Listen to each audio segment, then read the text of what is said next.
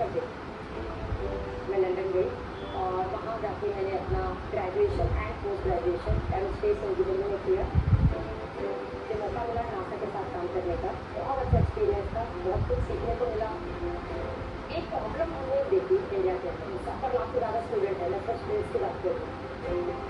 हर दिल्ली में कॉलेज खुला हो, तो लेकिन वो क्वालिटी एजुकेशन मिलती नहीं, और अगर वो क्वालिटी एजुकेशन नहीं मिलती तो जॉब का बहुत बड़ा प्रॉब्लम है।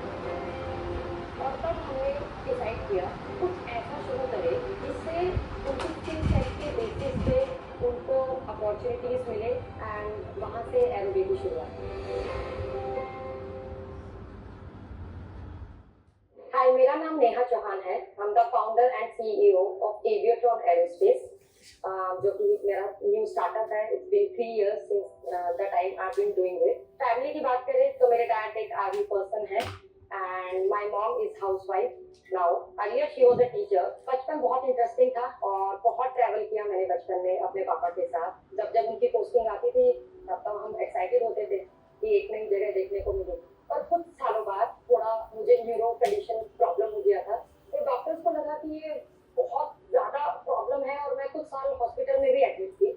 और एक टाइम तो ऐसा था कि उन्होंने मना कर दिया था कि शायद अभी बचेगी, पर मेरी मॉम ने मेरे साथ रहकर हॉस्पिटल में बहुत साल मेरी हेल्प की और उसकी वजह से मैं धीरे धीरे टाइम के साथ रिकवर हुई। ये वाला फेज खत्म हुआ तो उसके बाद जब मैं 12th में आई तो एक दिन मैंने अपनी मॉम को बोला कि मॉम, मुझे एरोस्पेस इंजीनियरिंग करनी है क्योंकि मुझे प्लेन्स बहुत ज़्यादा पसंद है। बोलने को गुड़गांव बहुत मॉडर्न है, बड़ी बड़ी बिल्डिंग है, पर गुड़गांव के पास एक छोटा सा एरिया है मानेसर, मैं वहां से बिलोंग करती हूँ।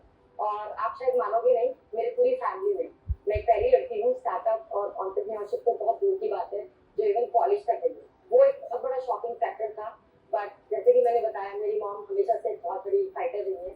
पहले उन्होंने मेरी इलाज में हेल्प कराई, फिर उन्होंने सीधे जाके पापा को बोला नेहा को एरोस्पेस इंजीनियरिंग करनी है, इसको लंदन भेजना चाहिए। तो वो मूवमेंट मुझे अभी भी याद है, मुझे गूज़बम्स आ गए थे जब मेरी मॉम ने डैड को ये बताया। और पूरी फैमिली अगेंस्ट थी, 2 ही तो लड़कियां हैं आपकी, उनको भी लंदन भेज दोगे आप तो कैसा चलेगा। बट फिर भी मेरी मॉम ने थोड़ा हिम्मत दिखाई और मैं लंदन गई और वहाँ जाके मैंने अपना graduation and post graduation aerospace engineering में किया। फिर बाद में मुझे इंजन्स बहुत पसंद थे, तो ये मौका मिला नासा के साथ काम करने का, जहाँ पे मैंने नासा के साथ इलेक्ट्रिक व्हीकल, एक पूरा प्लेन है 300 पैसेंजर बॉडी का, उस पर काम किया। बहुत अच्छा एक्सपीरियंस था, बहुत कुछ सीखने को मिला, कल्चरली कॉन्फिडेंस बहुत सारा आया और बस वहाँ से एक नई जर्नी की शुरुआत हुई।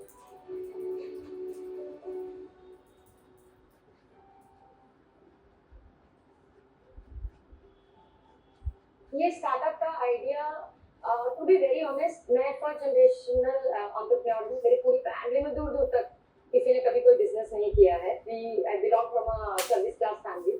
तो आइडिया तो यही था कि लंदन से वापस आने के बाद, मेरी पोस्ट ग्रेजुएशन खत्म होने के बाद, मैं कोई अच्छा प्लेन का कंपनी ज्वाइन करूँ। और जब नासा के साथ काम कर रही थी तब तो फाइनल था, लेकिन जैसे ही 1 साल मेरा वहाँ पे खत्म हुआ मेरी पोस्ट ग्रेजुएशन के बाद, बहुत सारे पर्सनल एक्सपीरियंस थे जो मैंने और मेरे को-फाउंडर आशीष एंड वैष्णव, जो अभी मेरे साथ है कंपनी में, हम तीनों लंदन में थे, अलग-अलग जगह पे। मैं लिवरपूल में थी, आशीष को-फाउंडर स्कॉटलैंड में था, वैष्णव हेडफोर्डशायर में था। तो हम तीनों वहाँ पे थे और क्योंकि हमने 7-8 साल लंदन में बिता लिए थे, एक प्रॉब्लम हमने वहाँ पर देखी कि एक मिडिल क्लास फैमिली इतना सारा पैसा खर्च करके अपने बच्चों को बाहर फॉरेन कंट्री में भेजती है। कितने कम चांसेस होते हैं कि उसके बाद आपका वीज़ा बढ़ेगा या नहीं बढ़ेगा। और जब से ब्रेक्सिट हुआ था यूके में, बहुत सारे बच्चों को तुरंत डिग्री खत्म करके 6 महीने का समय भी नहीं मिला और उन्हें वापस आना पड़ा। और हम इंडियंस अकेडमिकली बहुत ज़्यादा स्ट्रांग होते हैं। इट जस्ट इतना ज़्यादा फोकस बाहर जाने पे क्यों हो रहा है, क्योंकि वो अपॉर्चुनिटी नहीं मिलती। 70 लाख से ज़्यादा स्टूडेंट है, मैं सिर्फ स्कूल्स की बात कर रही हूँ इंडिया के अंदर। कॉलेज, हर गली में कॉलेज खुला हुआ, और फिर भी वो क्वालिटी एजुकेशन मिलती नहीं। और अगर वो क्वालिटी एजुकेशन नहीं मिलती है तो जॉब का बहुत बड़ा प्रॉब्लम होता है। तो जो लोग अफोर्ड कर सकते हैं या जो नहीं भी कर सकते, लोन लेके बाहर चले जाते हैं और वापस आते हैं 6-7 साल बाद वो जिंदगी देखते हैं कि कुछ नहीं हुआ। तो ये बहुत बड़ा प्रॉब्लम था। और तब हमने, मुझे, आशीष एंड वैष्णव, हम तीनों मिले और हमने डिसाइड किया कि क्यों ना हम वापस जाके कुछ ऐसा शुरू करें जिससे बच्चों को ऑप्शन मिले, ये कंपल्शन ना हो, ऑप्शन मिले कि वो सच सच में डिग्री लेना चाहते हैं या नहीं चाहते, उनकी स्किल सेट के बेसिस पे उनको अपॉर्चुनिटीज मिले। जो स्टूडेंट अफोर्ड नहीं कर सकते उनके लिए एक मजबूरी ना बन जाए। डिग्री सिर्फ इसलिए ना लेनी हो ताकि उनको सोसाइटी में कुछ दिखाना है। तो हम लोग वापस आए। स्कूल में आने से पहले हम बहुत सारे कॉलेजेस के साथ हमने बच्चों से बहुत सारी बात की कि क्या प्रॉब्लम वो फेस कर रहे हैं, क्यों इतने सारे इंडिया में कॉलेजेस होने के बाद भी जॉब का इतना बड़ा प्रॉब्लम है, क्यों लोगों का स्किल सेट राइट नहीं है। एंड वहाँ से we started working slowly on the different aspect of it, different technology part of it, and वहाँ से एरोबे की शुरुआत हुई।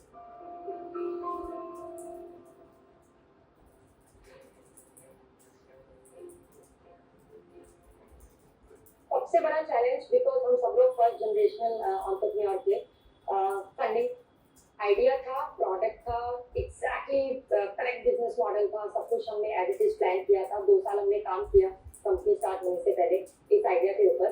तो सबसे बड़ा चैलेंज था फंड, कि कैसे हम लोग वापस आकर अपने पेरेंट्स को बोले कि अब हमने जॉब छोड़ दिया है, कुछ फंड चाहिए क्योंकि हम कुछ काम करना चाहते हैं स्कूल के बच्चों के साथ। बहुत वियर्ड था। सबसे पहले तो उनको आइडिया ही नहीं समझ आ रहा था। उन्हें लग रहा था कि एरोस्पेस इंजीनियरिंग करके बच्चों को ही पढ़ाना था तो ट्यूशन क्लासेस खोल लेते। तो बहुत फनी था। कुछ टाइम लगा उनको, पर धीरे धीरे जैसे जैसे उनको चीजें समझ आने लगी। तो दूसरा सबसे बड़ा रोड ब्लॉक था, वो था फाइनेंशियल लिटरेसी वाला पार्ट, क्योंकि वो तो कभी सिखाया नहीं गया। दुनिया भर की फिजिक्स एंड मैथमेटिक्स सीख ली, दुनिया भर का plane and engines and rules उन सब के बारे में पता लग गया। कभी पता ही नहीं था कि जीएसटी टैक्सेशन क्या होता है। फर्स्ट ईयर में हमें फाइन लगा था और हमने अपने सीए को कॉल करके पूछा कि अरे ये कैसे हुआ, ये तो आपने बताया नहीं। तो उन्होंने हमसे बोला ये आपको पता नहीं था क्या। तो बहुत छोटी छोटी चीजें थी जो समझ नहीं आ रही थी, जो खुद से सीखनी पड़ी, क्योंकि ये बिजनेस स्टार्ट करने से पहले हमें लगता था कि बहुत शानदार सा प्रोडक्ट बना दो और सब $1 मिलियन बिजनेस हो जाएगा। बट बहुत सारे एस्पेक्ट होते हैं जो कि मदद करते हैं और वो खुद से सीखना पड़ता है। स्पेशली जिस मार्केट में हम हैं, एक certain type of hierarchy है in terms of the school directors, and then there are people in between and the parents and student। तो बहुत सारी प्रॉब्लम्स होती है एंड आपको बहुत हिम्मत करके हर तरीके के लोगों को जाके अप्रोच करना होता है, उनसे बात करनी होती है। और धीरे धीरे जब ये सारी चीजें समझ आने लगी तो हमारा फर्स्ट इन्वेस्टमेंट वाला राउंड जो हमने अभी 1 साल पहले किया था, वो सबसे बड़ा चैलेंजिंग रहा था। सारे वीसी से कनेक्ट करना, उनसे मिलना, उनको अपना आइडिया समझाना। और उस टाइम कोविड हिट हुआ था। तो कोविड हिट हुआ था, बहुत सारे एम्प्लॉय टू बी ऑनेस्ट छोड़ के चले गए थे और हमें समझ नहीं आ रहा था, बर्न बहुत ज्यादा हो रहा था कि क्या करना है। और but there is a saying, when there is a will there is a way. So we met one of the amazing person, Dubai-based investor, and he actually believed it. We can do something really good. तो उन्होंने एक बहुत छोटा सा amount दिया था, and उस amount से we did so good, and luckily the staff we have, जो लोग हमारे साथ काम करते हैं, they had so much of patience that they worked without salary. We all worked without salary for almost 2 years, and now we are back and booming it.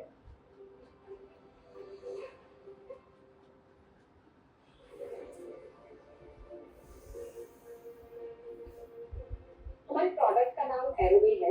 And एरोबे क्यों? क्योंकि हम सब पैशनेट एरोस्पेस इंजीनियर हैं। सब कुछ air के according हमें बहुत अच्छा लगता है। बट ये जो पूरा जो हमारा ऑर्गेनाइजेशनल स्ट्रक्चर है, जो पूरा प्रोग्राम है, वो सिर्फ एयर के अराउंड नहीं है, it's around the steam education, experiential learning. तो एक्सपीरियंशियल लर्निंग क्या होता है कि जो भी चीज़ें हम अपनी किताबों में पढ़ते हैं, चाहे वो ज्योग्राफी हो, हिस्ट्री हो, मैथ्स हो, साइंस हो, उसको आप प्रैक्टिकल तरीके से कैसे कर सकते हैं। और जब आपने एक बार प्रैक्टिकल तरीके से कर लिया, फिर उसको आप फाइनल आउटकम अपने करियर, अपने इंटरेस्ट, अपने स्किल सेट के साथ कैसे जोड़ सकते हो। हम लोग एयर, वाटर और लैंड, ये 3 जो पोर्शन है, इसके अराउंड टेक्नोलॉजी बनाते हैं। टेक्नोलॉजी के अराउंड प्रोडक्ट क्रिएट करते हैं, चाहे वो प्लेन हो गया, ड्रोन हो गया, इलेक्ट्रिक व्हीकल। हमारे लैब के अंदर एक पूरा विंड टनल है जो, to be very honest, IIT के अलावा नॉर्मल इंजीनियरिंग कॉलेजेस में भी है। अब विंड टनल क्या करता है? तो मेरा एम ये नहीं है कि बच्चों को ये सिखाना है कि विंड टनल क्या है और 3D प्रिंटर क्या है। आप विंड टनल के अंदर एक क्रिकेट बॉल भी रख के देख सकते हो कि लेदर बॉल के ऊपर इतने सारे स्टिचेस क्यों होते हैं, टेनिस बॉल वैसे क्यों स्विंग करता है, या एयर कैसे बिहेव करता है, क्यों पॉर्श और फरारी इतना महंगा है और मारुति नहीं। सब लोग बोलेंगे कि नहीं वो तो बहुत फैंसी है और इंजन उसका बहुत फास्ट है और बहुत ज्यादा कंफर्टेबल, वो सब बाद में आता है। सबसे बड़ा फैक्टर है एयर। तो बचपन से लेके बड़े होने तक हम इतनी सारी चीजों को ऑब्जर्व कर रहे हैं, देख रहे हैं, और उसका कभी लॉजिक पता ही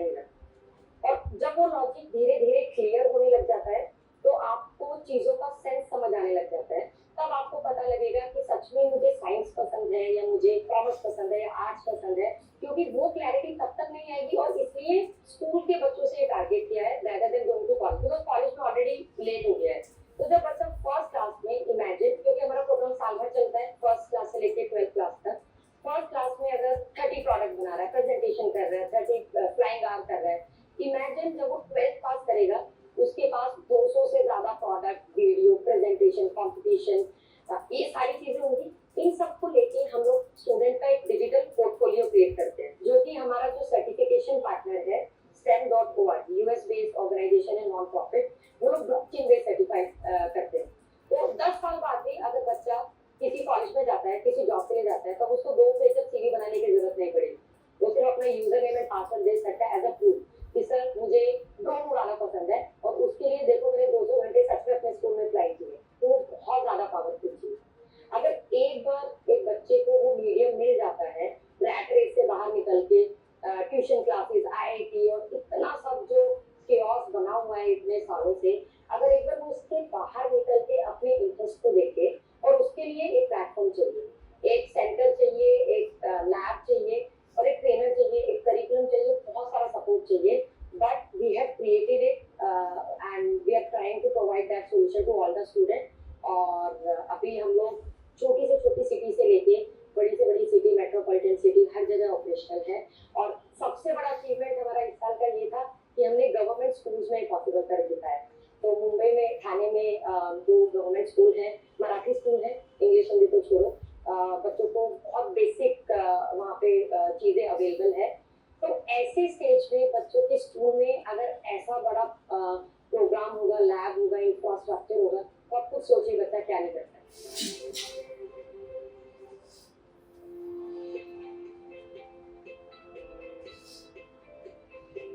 जब हमने एरोबी की शुरुआत की थी, तो हमारा B2C बिजनेस मॉडल था, that is business directly to customer.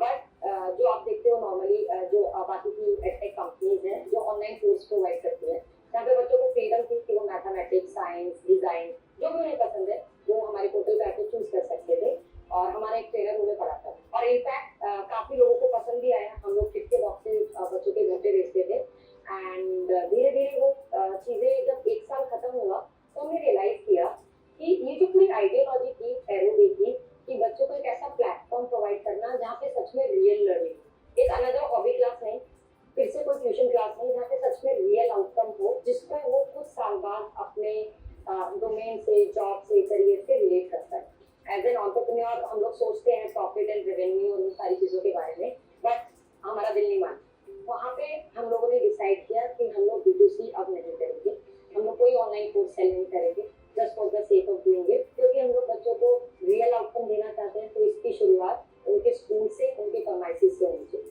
जहाँ पे उनको कोई ज़्यादा प्रेशर ना हो। स्कूल के अंदर ही जो पीरियड लगे, स्कूल के अंदर ही वो जो भी मैम उनको पढ़ा रही है, क्लास टीचर पढ़ा रही है, लैब में आके खत्म करे, और जो भी डाउट है, जो भी प्रॉब्लम्स हैं, वो यहाँ पे क्लियर करे, ताकि स्कूल के बाद वो बिल्कुल फुल फ्लेज फ्रीडम है। और दूसरा जो सबसे बड़ा मेन पोर्शन था, जहाँ से ये पूरा लैब का आइडिया आया, कि अगर स्टूडेंट को वो लैब का एनवायरनमेंट नहीं मिलेगा, तो लर्निंग कहीं ना कहीं फिर भी अधूरी रह जाती है। सॉफ्टवेयर, लैपटॉप, कंप्यूटर्स वो लोग हम लोग यूज कर सकते हैं, उसका कोई प्रॉब्लम नहीं है, पर हमेशा एक फिजिकल टच होना चाहिए। और जब हम लोग ये पिवट कर रहे थे, आप मानोगे नहीं, बहुत ज्यादा बैकलैश था। उस टाइम पे सारे इन्वेस्टर्स हमें मना कर रहे थे कि B2B2C, दैट इज कि आप स्कूल के अंदर जाके लैब लगा के बच्चों को मना के, स्कूल को मना के आप कैसे कर पाओगे। नोबडी बिलीव्ड इट, बट हमें एक भरोसा था। अभी तक हम लोगों ने 5 लाख से ज्यादा पेरेंट्स एंड स्टूडेंट्स से बात किया है, एंड कहीं ना कहीं जब आज हम उनको मिलते हैं, तो एक अंदर से सेटिस्फेक्शन फील होता है कि वो जो डिसीजन लिया था in terms of business strategy, जो सही लगा वो किया, and we are really really proud of it.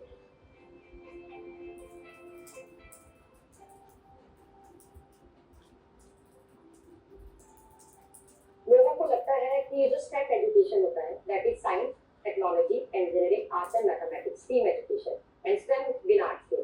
सबको लगता है कि आप मैथ्स पढ़ लो तो भी स्टेम है, कोडिंग कर लो तो भी स्टेम है, रोबोटिक्स कर लो तो भी स्टेम है। बट एक बहुत बड़ा डिफरेंस है, और इंडिया में तो एक्चुअली बहुत ज्यादा ये प्रॉब्लम है कि बहुत सारी कोडिंग एंड रोबोटिक्स कंपनीज हैं जो स्कूल के साथ काम करती हैं, ऑनलाइन बच्चों को कोडिंग क्लासेस कराती हैं, बट वो जस्ट एक सेगमेंट है STEM का, that is just the technology part of it. बाकी का साइंस, आर्ट्स, मैथमेटिक्स वो तो मिसिंग है। और उन बच्चों का क्या, जिनको कोडिंग नहीं करनी, जिनको रोबोटिक्स नहीं करना है, जिनको टेक्नोलॉजी पसंद हो, उसका दिन में तो स्टार्ट भी नहीं होते। तो एस्ट्रोनॉमी तो बहुत बड़ा फैक्टर है, उससे पहले तो स्पेस एजुकेशन नहीं है। तो बहुत सारे पॉइंट्स मिसिंग है, और जो चीज़ें एग्जिस्ट करती हैं वो सब पीसीज में। बच्चों को एक पूरा सेटअप, एक पूरा कंप्लीट लर्निंग अभी भी नहीं मिल रहा है। तो अगर मैं कॉम्पिटिटर की बात करूँ तो कोई भी कंपनी, कोई भी एडटेक कंपनी जो स्कूल्स और बच्चों के साथ काम करती है वो हमारा कॉम्पिटिटर है। पर इन टर्म्स ऑफ प्रोडक्ट अभी के लिए इंडिया में कोई भी नहीं है। कुछ कंपनीज हैं यूएस एंड कनाडा के अंदर जो पूरा सोल्यूशन एकेडमिक से लेके जॉब करियर डोमेन तक जो सोल्यूशन प्रोवाइड करते हैं। कुछ कंपनीज वहाँ पे एग्जिस्ट करती है, बट अभी भी एक बहुत बड़ा मार्केट, एक बहुत बड़ा डोमेन बचा है टैप करने के लिए। और मुझे लगता है कि अब हमें हॉबी एंड ट्यूशन क्लासेस से बाहर आके एक एक्सपीरियंशियल लर्निंग सिस्टम क्रिएट करना चाहिए जहाँ पे बच्चे रैट रेस 90% वाली प्रॉब्लम से बाहर आए और कुछ अलग करते रहे।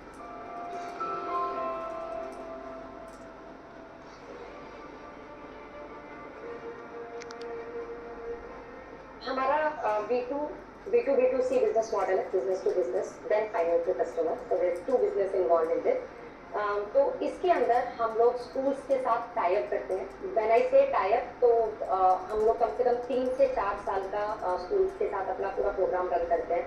हमारी कोशिश रहती है कि फर्स्ट क्लास से लेकर 12th तक ये पूरा प्रोग्राम चले to get the real outcome जहाँ पे बच्चों को सच में फायदा हो। तो स्कूल्स के साथ टाई अप करने के बाद हम लोग एक एम्प्टी एरिया लेते हैं अराउंड 600 से 1000 स्क्वायर फीट के बीच में, एक खाली एरिया। उस खाली एरिया में हमारी जो प्रोडक्ट टीम है, जो मैन्युफैक्चरिंग टीम है, वो स्कूल में आके पूरा लैब सेटअप करती है। इसके अंदर अलग अलग मशीनरीज है, कोई भी टेक्नोलॉजी आप बोलो, इसमें भी है CNC, 3D प्रिंटर है, प्लेन्स हैं, ड्रोन्स हैं, डिफरेंट प्रोडक्ट है रिलेटेड टू ब्रिज है, रिलेटेड टू डिफरेंट टेक्नोलॉजी। तो ये सारा सेटअप करने के बाद हम लोग 2 पीरियड हर वीक स्कूल से लेते हैं। उन 2 पीरियड्स में बच्चा क्लास में आता है और वो क्लास चलाने के लिए हम एक क्वालिफाइड ट्रेनर स्कूल को प्रोवाइड करते हैं। और ये trainer qualified aerospace, mechanical engineer, electronic इन सब डोमेन से आते हैं जो हमारे ऑफिस में प्रिपेयर होते हैं, अच्छे से रेडी होते हैं बच्चों को पढ़ाने के लिए। और वो पर्सन स्कूल में फुल टाइम रहता है 365 डेज। उन सब चीज़ों के अलावा फिर कभी भी स्कूल का एक बहुत बड़ा एडवांटेज होता है, कभी भी एनुअल फंक्शन है, 15 अगस्त है, कोई भी स्पेशल सेरेमनी है, we do a grand air show. और ये सारा पूरे साल भर स्कूल में जो भी एक्टिविटी हुई है, चाहे बच्चा प्लेन बना रहा है, चाहे कॉम्पिटिशन हो रहा है, ये सब रिकॉर्ड होके हम लोग स्कूल्स को वापस देते हैं सोशल मीडिया स्ट्रैटेजी की तरह, जिससे उनके डायरेक्टली एडमिशन और बाकी चीज़ों पे भी बहुत ज़्यादा इम्पैक्ट आता है। आसपास के लोगों को भी पता लगता है कि इस स्कूल में कुछ नया और अलग हो रहा है।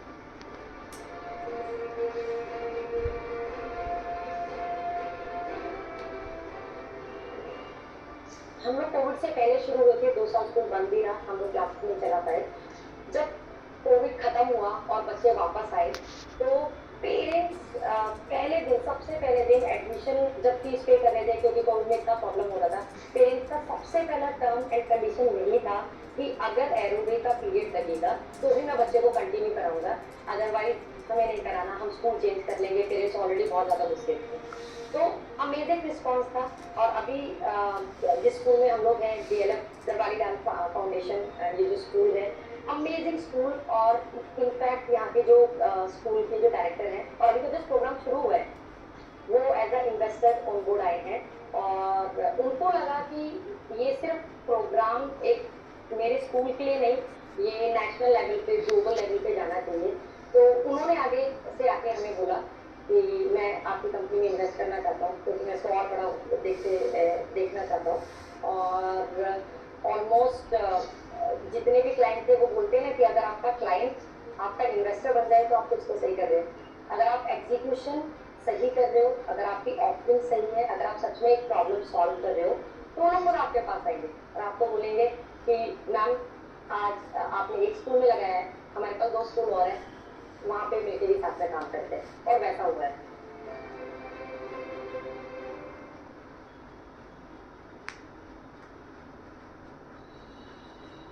तो जब हमने बिजनेस स्टार्ट किया था तो एक बहुत छोटे से 5 लाख के इन्वेस्टमेंट से स्टार्ट किया था। बहुत मुश्किल था क्योंकि बजटिंग बहुत ज़्यादा टाइट थी और फिर प्रोडक्ट भी बनाना था, टीम भी हायर करनी थी। तो बहुत केयरफुली, धीरे धीरे, ऑर्गेनिकली हम लोग बड़े हुए। इस साल हम लोग 12 करोड़ का रेवेन्यू टच कर रहे हैं। हमारा अभी रिसेंटली 1 साल पहले सीड राउंड भी हुआ है, जहाँ पे जो हमारा पहला इन्वेस्टमेंट था, उससे पहले हम लोग बूटस्ट्रैप थे।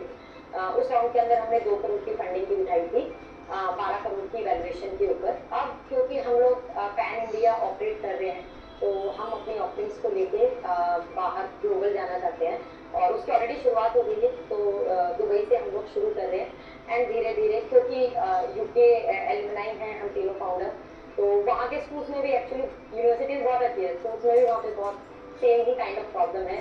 तो वो फंड यूटिलाइज करके हम लोग यूके एंड दुबई से स्टार्ट करेंगे एंड देन धीरे धीरे बाकी कंट्रीज में भी जाएंगे। ये journey actually revenue and valuation के अलावा बहुत इंटरेस्टिंग रही है। एम कांग्रेस दुबई करके एक इवेंट होता है, तो इंडिया ने पहली बार पार्टिसिपेट किया था और हमें best startup of the year का अवार्ड मिला था। उसके बाद हमारा पहला टीवी शो हुआ, वो भी कोविड के दौरान था, आई थिंक 2020 या 21 ऐसे कोई टाइम पीरियड था, गोवा में हुआ था। हॉकिस टेबल इंडिया का पहला होम इन्वेस्टमेंट शो, तो वहाँ पे बहुत अच्छे अच्छे इन्वेस्टर्स मिले। महावीर सर जो आज तक मेरे साथ जुड़े हुए हैं, गिरिधर मालपानी बिकम इन्वेस्टर से ज़्यादा तो क्लोज फ्रेंड बन गए हैं। तो जब भी हम लोग मुंबई जाते हैं, मिलते रहते हैं, बहुत अच्छी अच्छी एडवाइस देते हैं। और इन सब के बाद फिर टाई वुमेन हुआ, तो टाई एक बहुत बड़ी ऑर्गेनाइजेशन है, वुमेन फाउंडर्स को सपोर्ट करती है। और उसके बाद जो सबसे बड़ा अचीवमेंट था वो था शार्क टैंक। बचपन से देखते हुए बड़े हुए थे कि शार्क टैंक होता है, इन्वेस्टर्स होता है, कैसे पिच करना होता है। और जब वो मूवमेंट आया तो मुंबई में वो 3 दिन का शूट, वो एक्सपीरियंसेस बहुत अच्छा लगा। तो ओवरऑल ये जर्नी अपने आप में बिल्कुल नई और बहुत ज़्यादा इंटरेस्टिंग थी, तो इसलिए एक भी डल मूवमेंट नहीं होता। तो हम लोग लुक फॉरवर्ड कर रहे हैं अगले साल के लिए, जहाँ पे revenue wise, growth wise, investors के हिसाब से, स्कूल्स के हिसाब से, बच्चों के हिसाब से और नई चीज़ें डालेंगे अपने प्रोडक्ट में, ताकि उसको और अच्छा प्लेटफॉर्म।